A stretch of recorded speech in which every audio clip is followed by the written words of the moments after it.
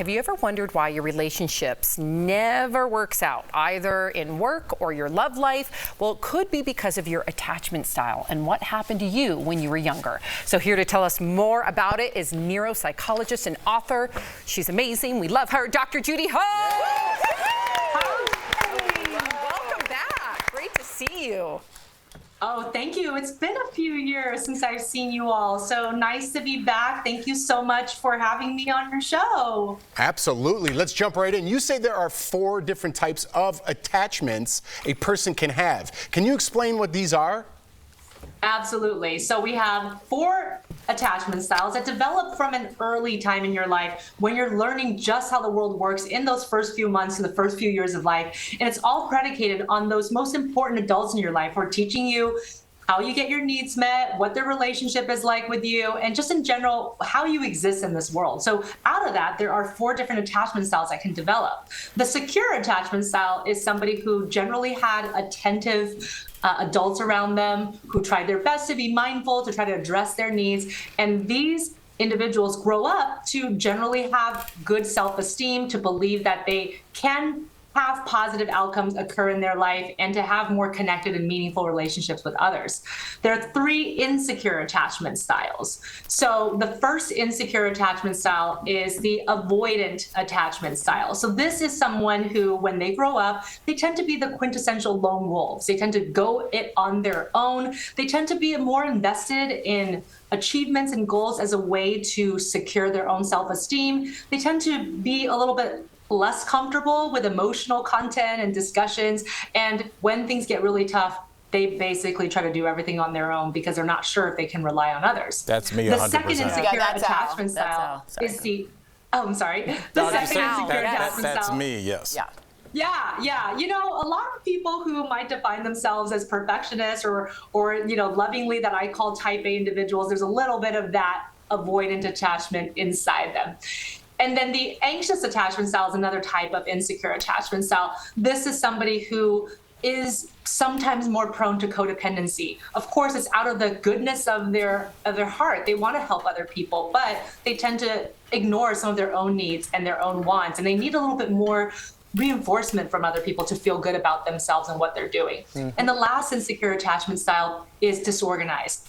So this is a person who might have grown up in a little bit of chaos. Maybe they were even exposed to some trauma in their early childhood. And so as an adult, they have a more persistent fight or flight. They feel like their nervous system is often dysregulated, and they sometimes will be drawn to chaos, sometimes subconsciously, because it reminds them of the things that happened to them when they were younger. My head is falling off because I'm nodding so hard at these other... Oh, I didn't know if it was a picture of you for an example, or you asking a question. The person like this and then the person like this. It was me.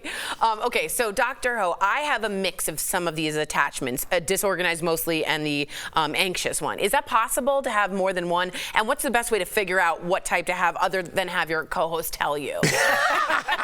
Absolutely, Tori. So I think most people are a combination.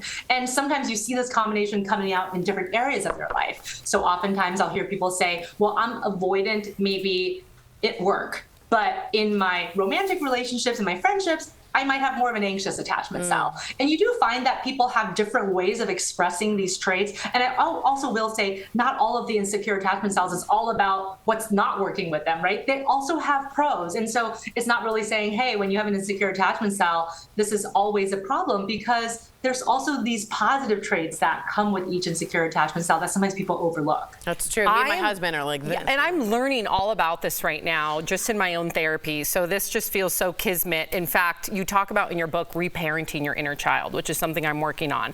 And you mentioned that your attachment style starts at a young age, and trauma does impact it. So does it matter how big the trauma is?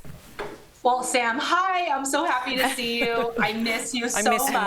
I miss you more. And it's so cool that you're doing some reparenting work and inner child work, because that's what a lot of this book is all about.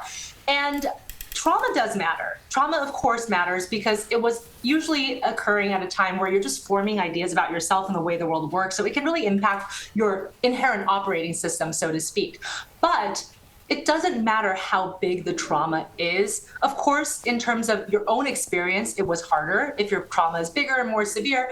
But I think the main point to walk away with is that as an adult, you have so much more agency and ability to give your inner child, that metaphorical little you, what it needed for healing back then, but it's not too late to do it now. And so this is why it's so important to know that the work doesn't have to predicate itself on whether those adults in your life that might have contributed to some of the stress are even available or want to do the work. As long as you're willing to do the work, you as the adult self now can reparent your inner child at any age or stage in your life. Brilliant. And her book talks all about that, you guys. So Dr. Judy Ho, thank you for joining us today. DBL Nation, for more information on attachment styles, you can get Judy's book, The New Rules of Attachment.